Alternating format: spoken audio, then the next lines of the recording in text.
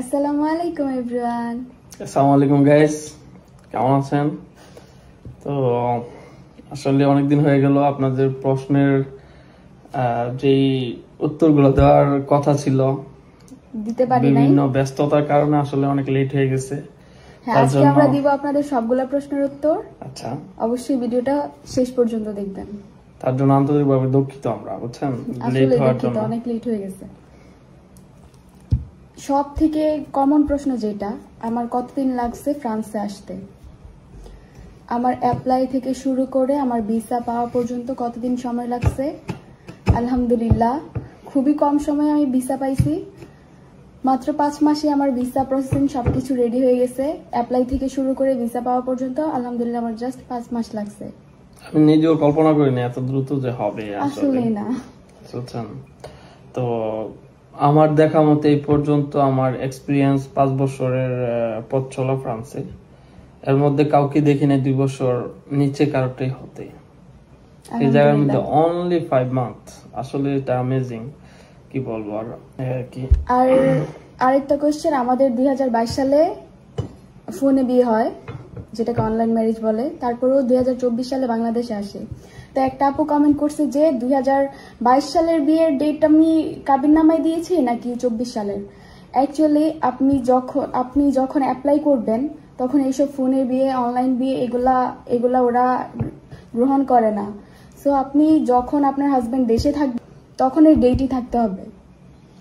অর্থাৎ আপনার কাবিননামা যখন দিবেন এই ডেট মোতাবেক আপনার হাজবেন্ড বাংলাদেশে থাকতে হবে।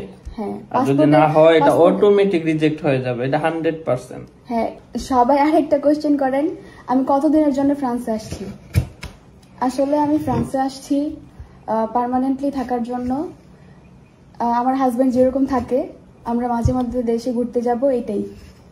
যতদিন আল্লাহ রিজিক রাখছে ফ্রান্সে আমি ততদিনই থাকবো। সবাই একটাই কোশ্চেন করছেন যে আমি কোন ভিসাতে এসেছি। আসলে এটা হচ্ছে খোগুকম ফ্যামিলিয়াল ভিসা, যেটাকে ফ্রান্সের ভিসা বলে। আর আপনারা যেটা বললে বুঝবেন যে স্পাউস ভিসা। আমি ওর রেফারেন্সে আসছি, তাই না?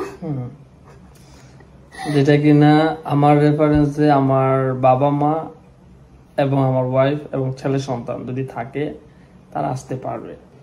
আরেকটা আপু কমেন্ট করছে, তুমি ইমিগ্রেন্ট নাকি রিফিউজি? না, আমি ইমিগ্রেন্ট।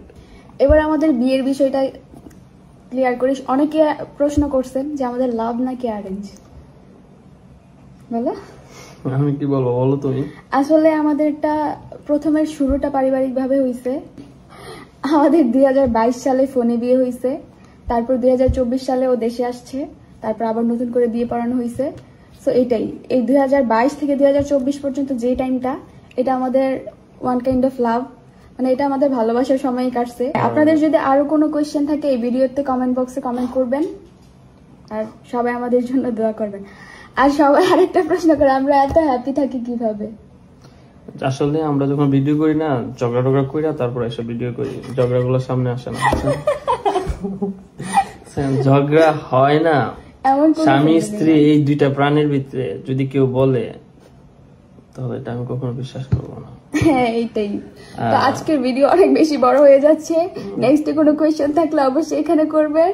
আজকের মতো আল্লাহ হাফেজ। আর আমাদেরকে সাপোর্ট দেওয়ার জন্য, আমাদের পাশে থাকার জন্য অনেক অনেক ধন্যবাদ আপনাদেরকে। সবসময় পাশে থাকবেন, ভালোবেসে এরকম। সবার প্রতি সালাম রইল।